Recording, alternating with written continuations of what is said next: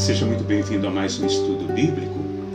E nesse nosso 23º vídeo, nós pretendemos continuar o assunto do vídeo passado.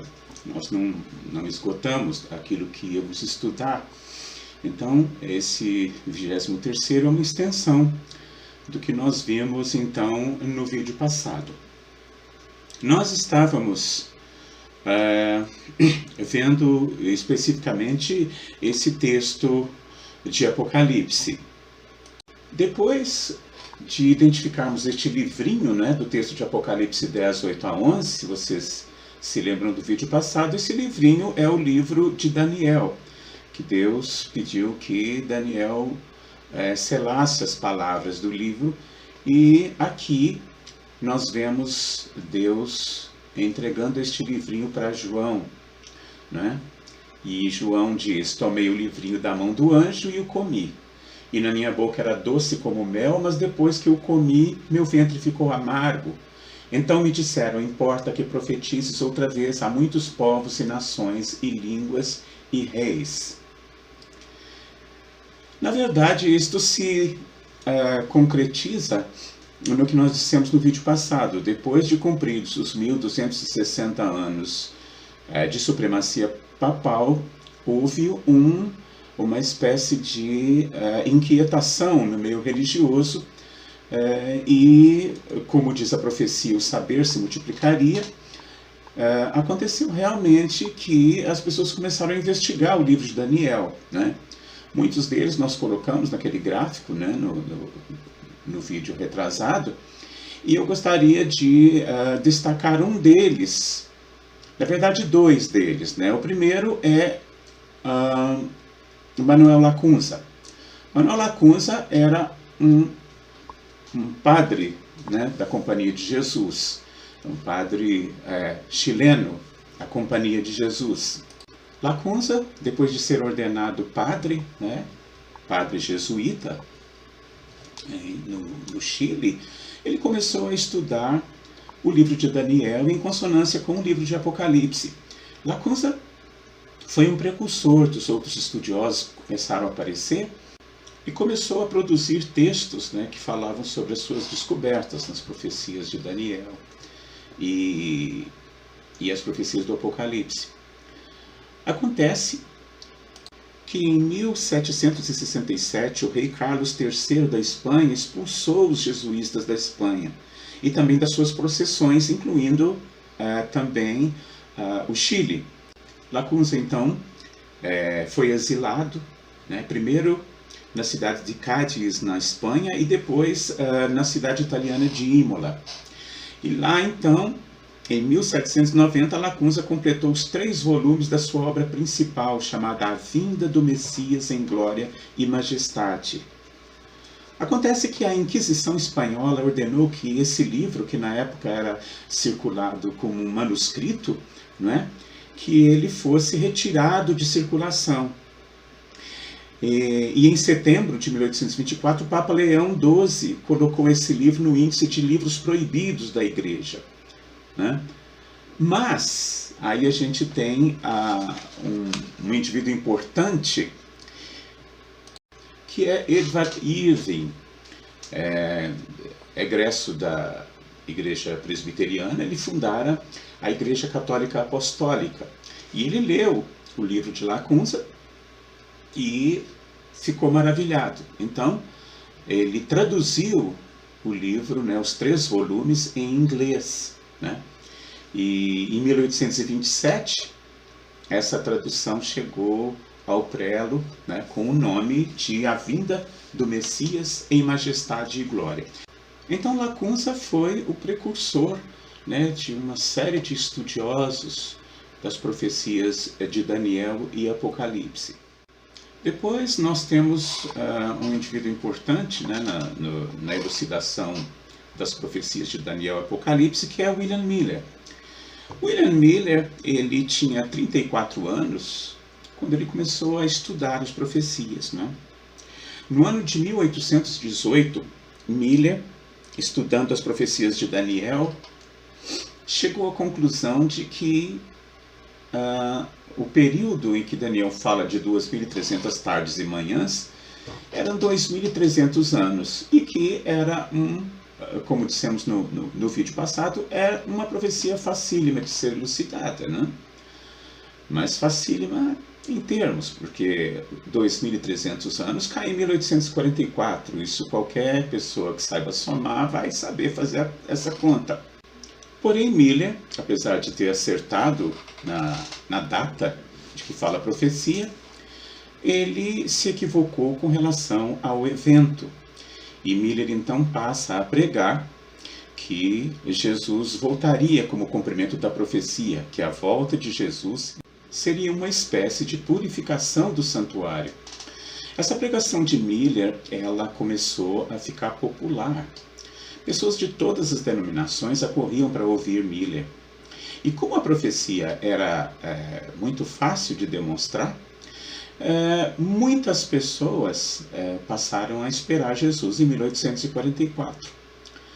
Mas no dia marcado, e Miller marcou o dia 21 de maio, que era o dia correspondente ao dia judeu de purificação do santuário, ele marcou no dia 21 de maio de 1844 para a volta de Jesus.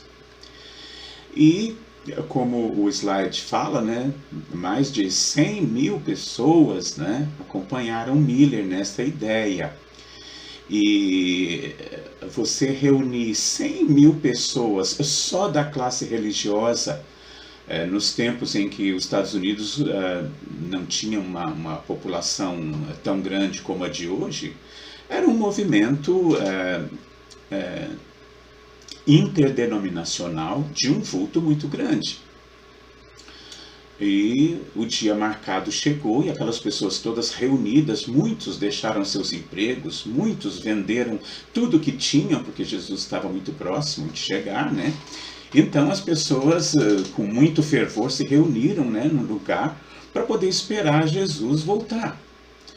E qual não foi a decepção quando ao raiar do outro dia as pessoas ainda estavam lá e Jesus não voltou. Foi uma decepção muito grande, e aí nós podemos entender por que quando João comeu o livro de Daniel, ele era doce como mel, mas no estômago passou a ser amargo. Essa decepção gerou algumas consequências. Muitas pessoas desistiram da fé, não só das suas denominações, mas desistiram da fé em Cristo Jesus.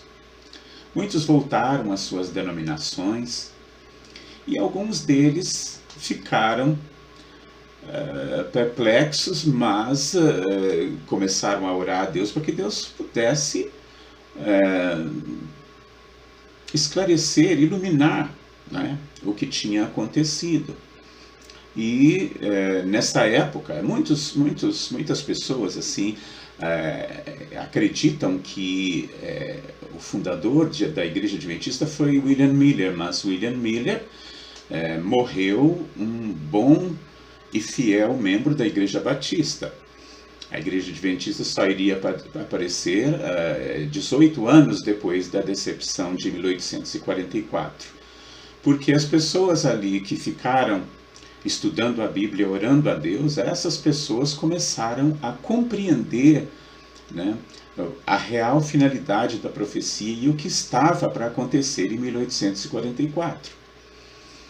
Então, esta é a história por trás dessa profecia, né, do livro que é comido e o sabor doce como mel se torna amargo depois né, de deglutido, digamos assim, o livro, não é? Temos aí um grupo de pessoas também que continuaram marcando datas. Cada data era uma decepção e marcaram datas até que desistiram, não é? Mas estas pessoas que se ativeram a estudar a Bíblia, né, sob a orientação de Deus, e oraram e jejuaram, elas tiveram a compreensão. Desse povo nasceu o povo adventista, é verdade. passaram a compreender também que, a partir de 1844, começou o que chamamos de o tempo do fim. Jesus deu várias profecias, né, para a gente identificar o tempo do fim, mas ele disse, ainda não é o fim, é necessário que o Evangelho seja pregado a toda nação, tribo, língua e povo. Então, é a nossa tarefa como cristãos, né, para apressar a volta de Cristo Jesus. Né? Uma profecia cabal que se cumpriu, que nós esquecemos no vídeo passado, é esta aqui, veja só. Olha que legal. E foram dadas à mulher as 2 asas da grande águia para que voasse para o deserto, o seu lugar, onde é sustentada por um tempo e tempos e metade de um tempo, fora da vista da serpente. E a serpente lançou da sua boca atrás da mulher água como um rio para fazer com que ela fosse arrebatada pela corrente.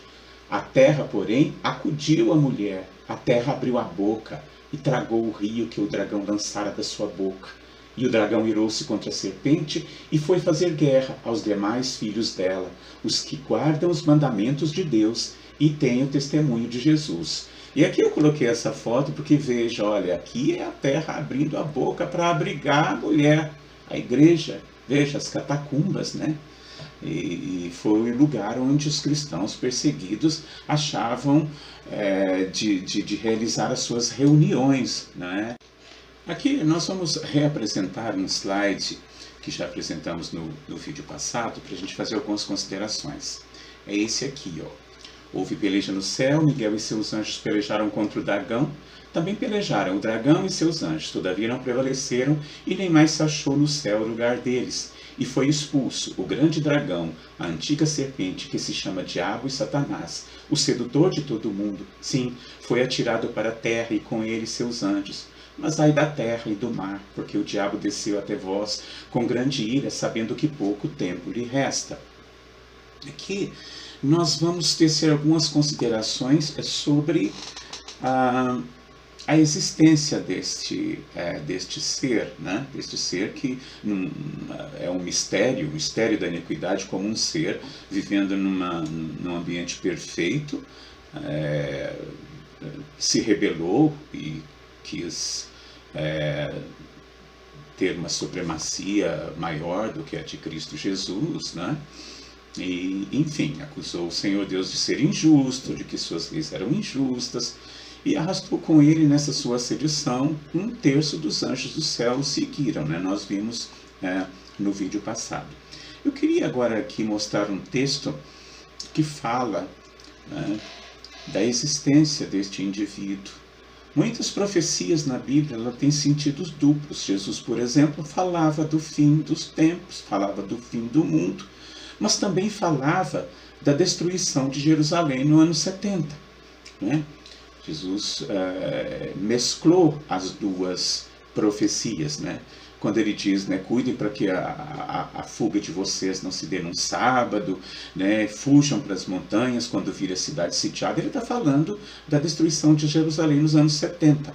Então nós temos, entre os profetas, nós temos também essa prática, né? Duas profecias distintas em um só texto, né?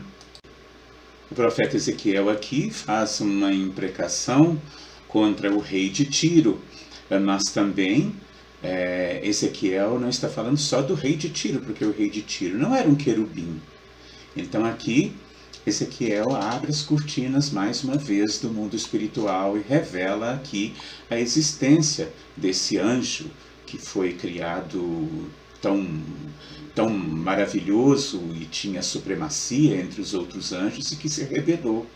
Veja só. Não vamos ler para não ficar longo o vídeo, mas pausem o texto para ler esse texto, que é um texto muito, muito impressivo. Não é? E agora as promessas maravilhosas do livro do Apocalipse.